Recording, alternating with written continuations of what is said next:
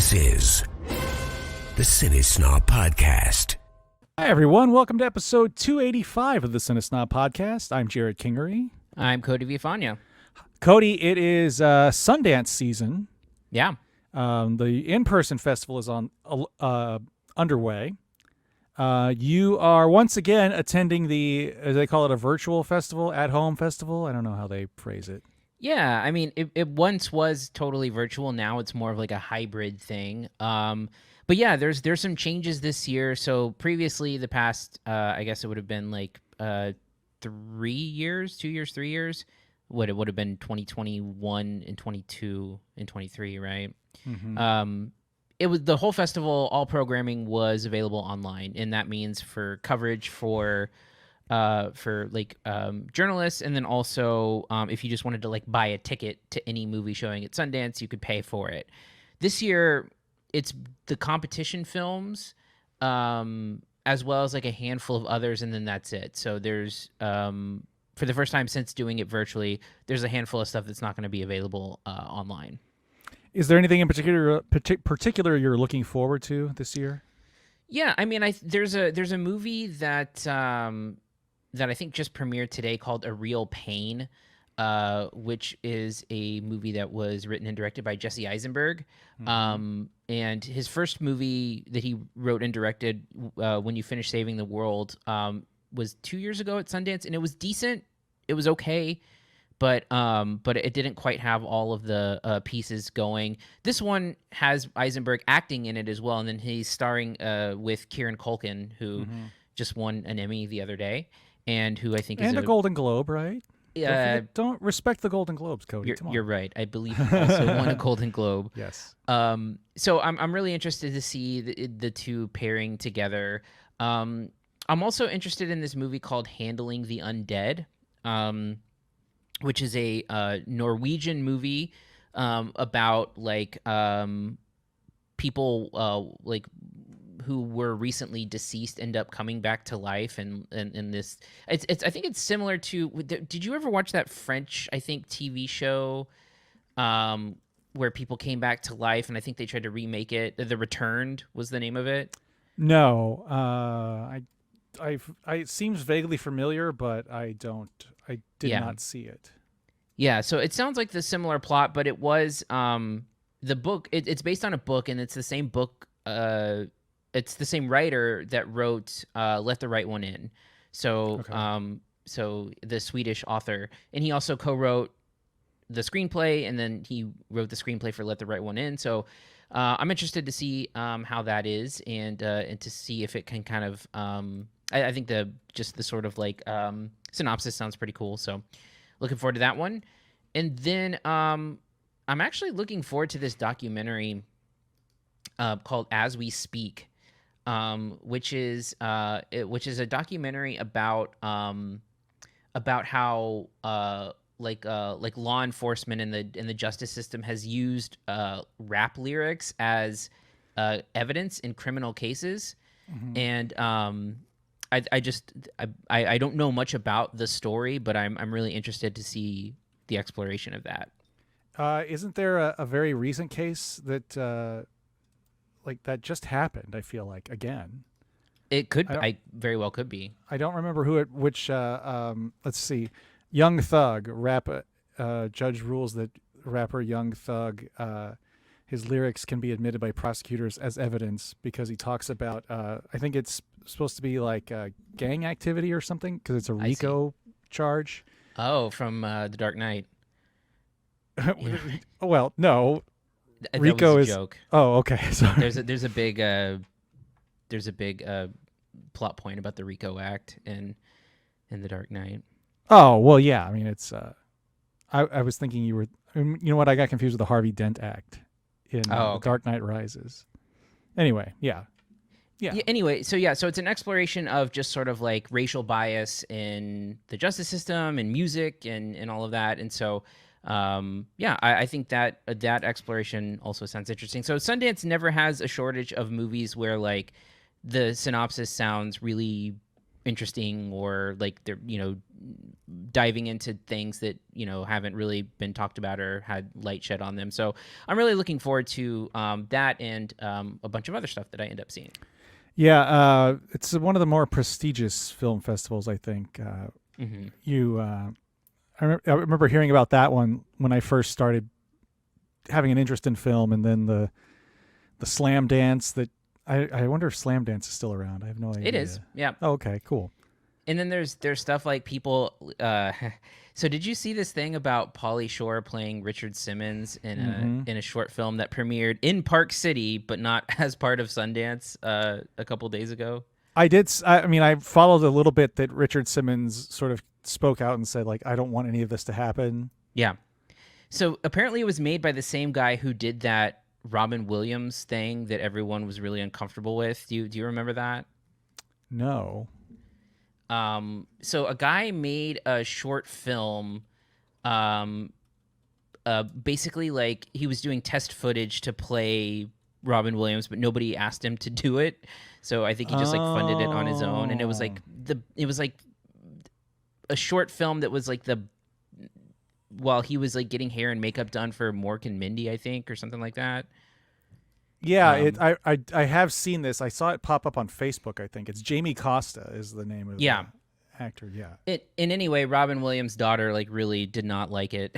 And now we have the tradition of now Richard Simmons, like, I don't like this. So this guy keeps on making stuff that people don't want to be made. It is interesting that this sort of thing, like, it's not unusual for this to happen. Like, I don't know how many of these biopics come along that aren't sanctioned officially, but it's not like this is hardly new ground being broken here.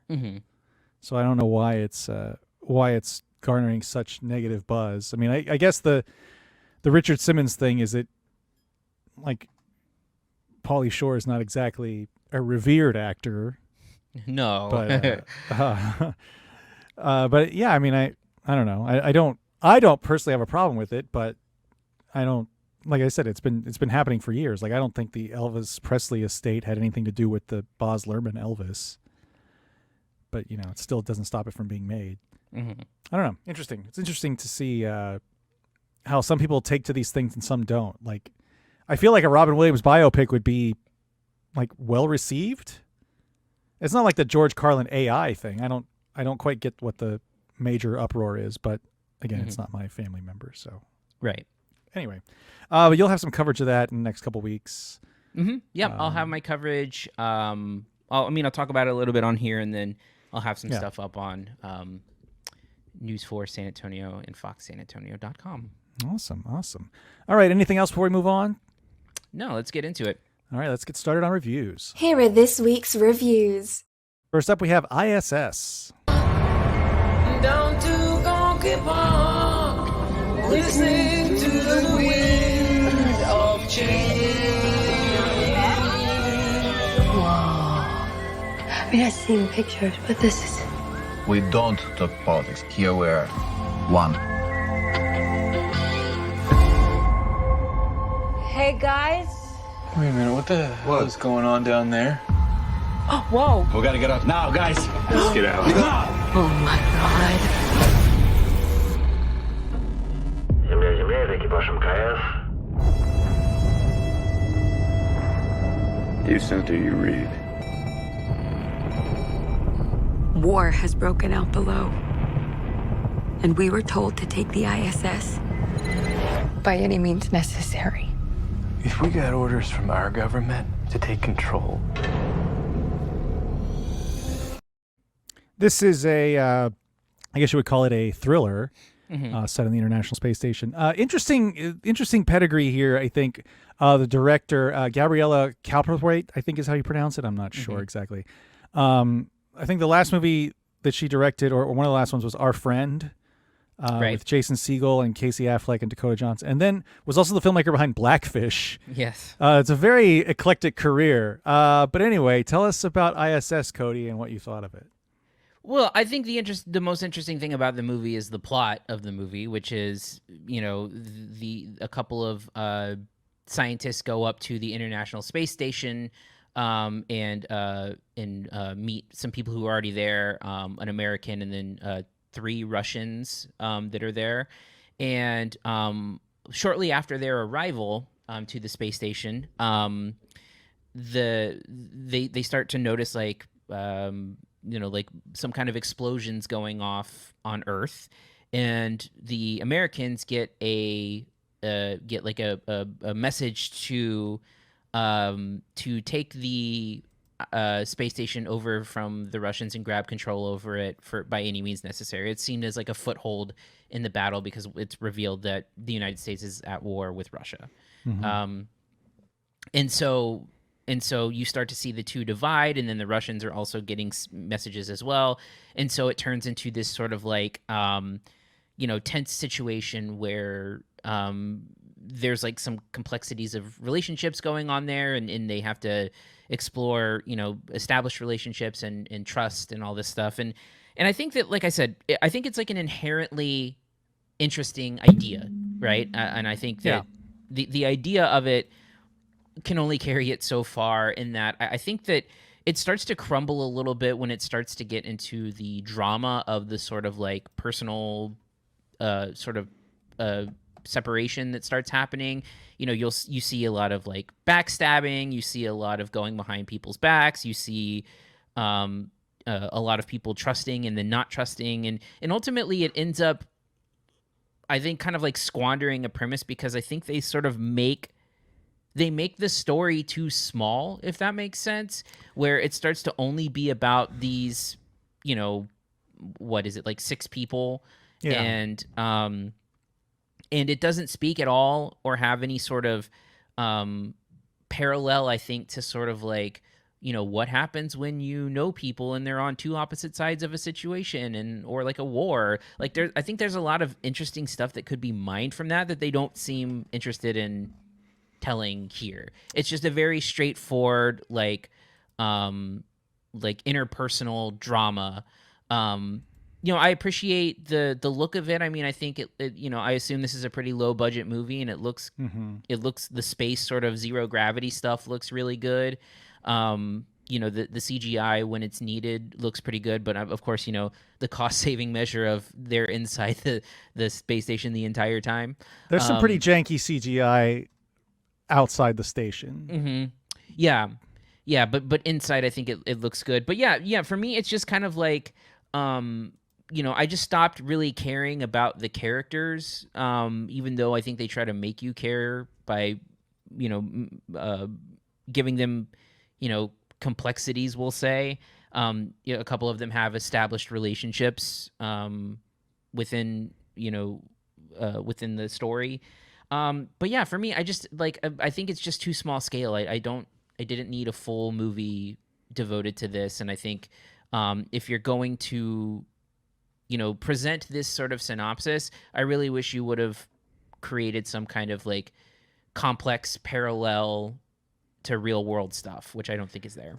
Yeah. I think that, I think it kind of skates past what could be the interesting premise and just devolves into like a thriller right away. Like there's no tension, really spare, or really kind of, what am I trying to say? There's no tension after the initial message that the world is at war and they're supposed to get control of the space station at all costs. There's no, like, it immediately devolves into this like demonstrably one side against the other. I think it would have been better served to be a real a slower burn when it came to this stuff, because you kind of get confirmation immediately that they're both on the same, they both got the same message. And I feel like it turns these characters that are supposed to be, the idea that they've worked together for years on this space station as colleagues from 2 different countries, gets thrown out the window pretty quickly, and it just sort of erases any tension that might have been there, and it turns it into some straight sort of figuring out how one side is going to kill the other side. And I was really disappointed by that, because I thought it had an intriguing setup. I went into this totally blind, not knowing what was happening. I hadn't seen the trailer or anything. But then I think it wastes some good stuff. I like Costa Ronin a lot, who plays the Russian commander. He was had a big part in The Americans. I don't know if that's a show you've watched at all, but okay. I've watched the pilot episode like 4 times. It's I'm really almost like, shit, this pilot's great, and then I forget to. It's so keep good. Going. It's so good. But yeah, he gets kind of wasted in a sort of stereotypical villain role. I think at the end of the, like, when you get to the sort of the climax of it, I think it's tried to pull the rug out from you a couple of times too many. And I think it just doesn't work. I don't know. I like the look of it. I like the setup of it, but man, it just falters right away and never really recovers.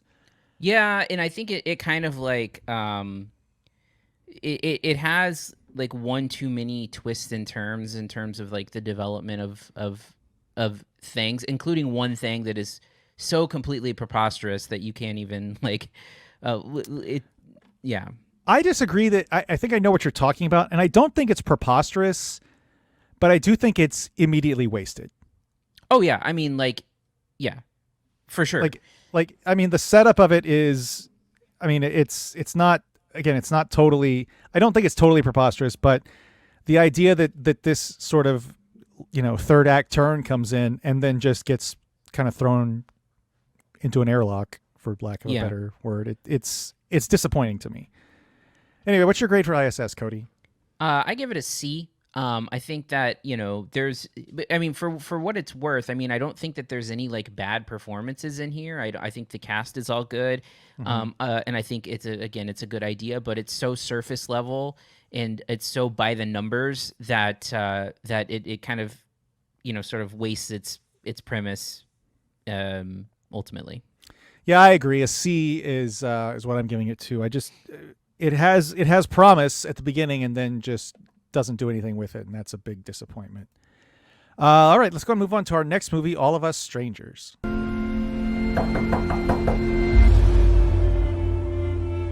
Hello. Hi. Saw you looking at me from the street. I'm assuming you're not with anyone. Never see you with anyone.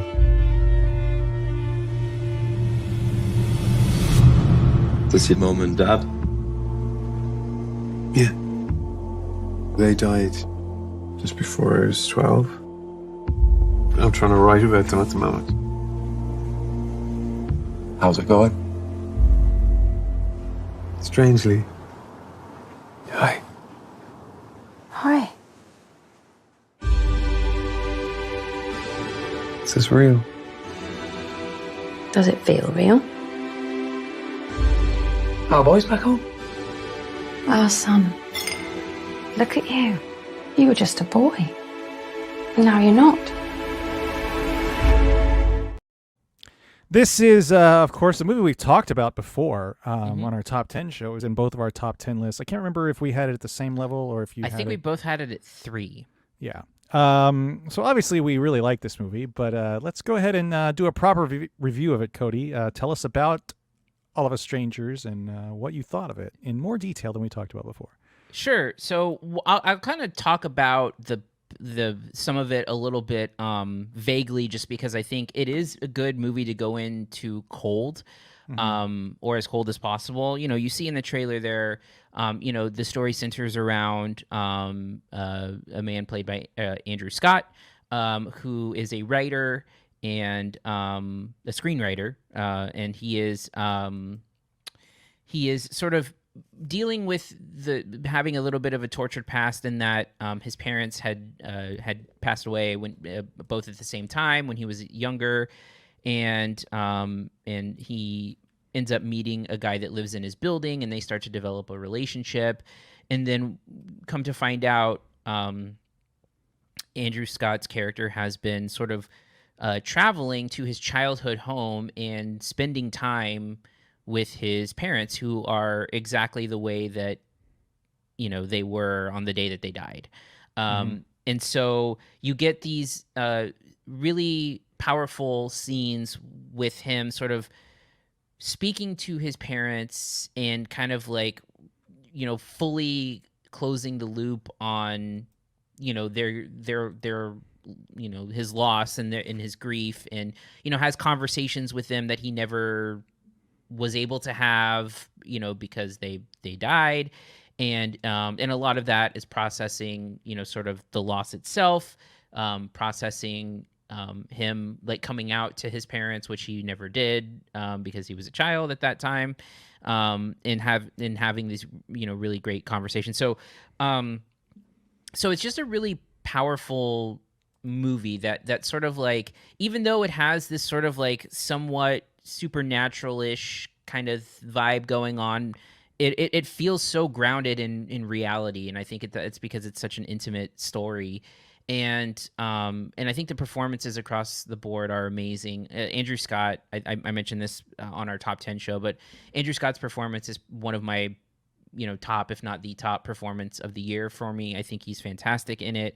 I also think that Paul Mescal, who plays the guy that he is in a relationship with, is also really good. And I think the parents are good. Claire Foy, I like, but I think Jamie Bell kind of walks away with, alongside Andrew Scott as with the best performance here. We mentioned last time there's a scene in the movie where Andrew Scott's character talks to his dad about his childhood and especially regarding coming out. And I think you made a really good comparison in the top 10 show, which is sort of, it has a very like Call Me by Your Name type scene. The one that had Michael Stuhlbarg and Timothy Chalamet, a father-son kind of connection over that, and it's just really great. You get a lot of really great subtle acting from Scott, who I think is really emotive, like a really good crier. I think is a really good quality to have as an actor. So, it's just a really powerful emotional experience, and it's something where it also packs an ending that kind of really makes you think about everything that you just watched. And I think that's its other kind of hidden thing that it has in it, where the something that happens in the last like 10 to 15 minutes of the movie totally changes what the reality of what you're seeing. And I think it's just a really clever pull. And so it's got a great script, great acting, and I have only good things to say. Yeah, I agree on all fronts. I think it's really, really well done. It's really emotionally effective, I think, is the biggest thing, because these things can kind of feel gimmicky. And I think I think you talked about this too. There's a scene in in a diner or something that's a really, really great scene with Andrew Scott. I think there's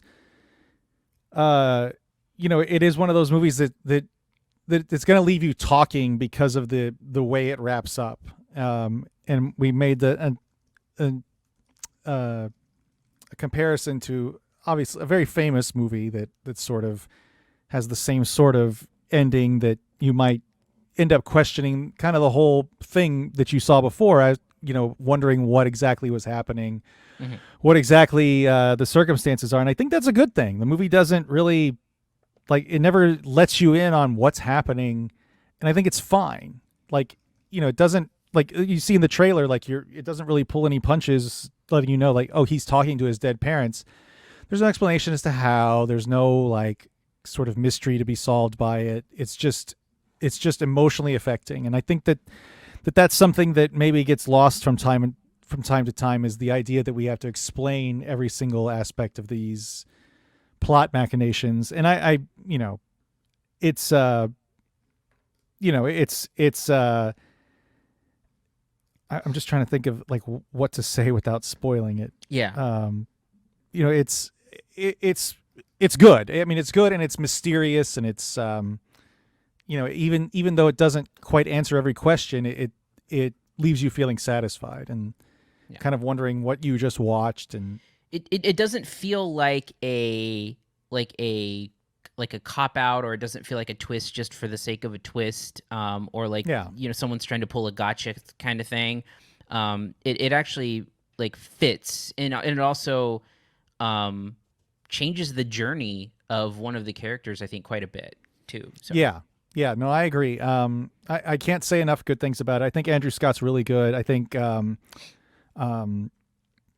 like you said, Jamie Bell is really, really good as well. Unfortunately, I think they'll probably both get lost in the acting categories. Yeah. But really, really, just one of those movies that kind of changes you after you watch it a little bit. You get kind of affected and you sit there and like, man, what the hell did I just watch? Yeah. Anyway, what's your grade for All of Us Strangers, Cody? My grade is an A-.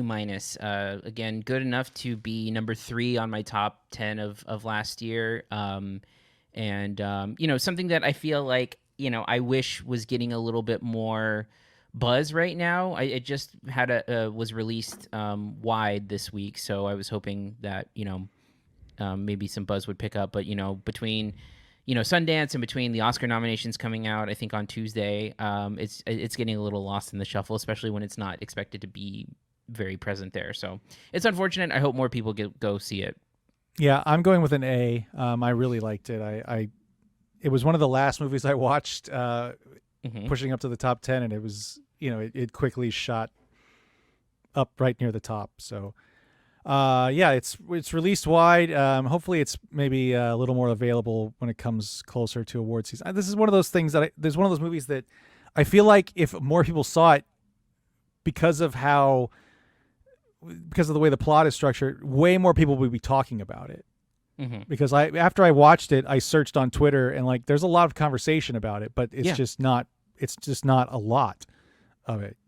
If that makes sense, there's a very focused conversation, but this is one of those movies I feel like more people would be, questioning as to, well, what exactly did I watch? So anyway, that's going to do it for this week, Cody. Short show.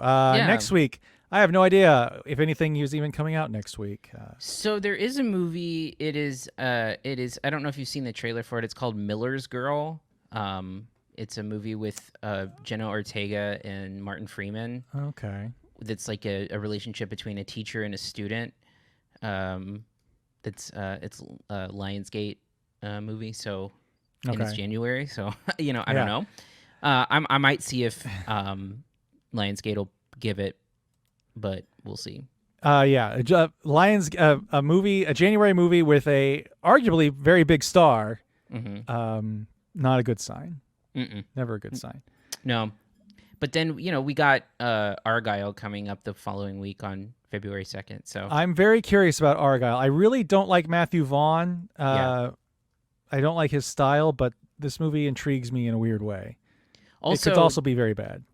I don't know if you saw this, but in the press, like the email for the press invite for the screening, it very quickly points out Argyle has 2 L's in it. Make note of the title. So I kind of wonder if that's kind of like a plot thing or something. I haven't gotten a screening invite for Argyle, so I'm going to have to figure that out. Yeah, interesting. Anyway, if you want to reach us, you can email us at podcast@cinesnob.net. You can find us on Twitter @CineSnob, Facebook CineSnobNet, YouTube.com/CineSnob. Anything else, Cody, before we wrap this puppy up? No, just you can find me on Letterboxd, CineSnob Cody, if you want to keep track of my log of what I watch at Sundance. Last year I watched like 51 movies or something like that. I won't hit those numbers this time, but I'm aiming for maybe like 30 or so. There was no hard freeze this year to lock you up. So yeah, exactly. All right. On that note, I'm Jerrod Kingery. I'm Cody Villafania. Thank you for listening to the CineSnob Podcast. To read reviews, interviews, and more, visit cinesnob.net. See you next week.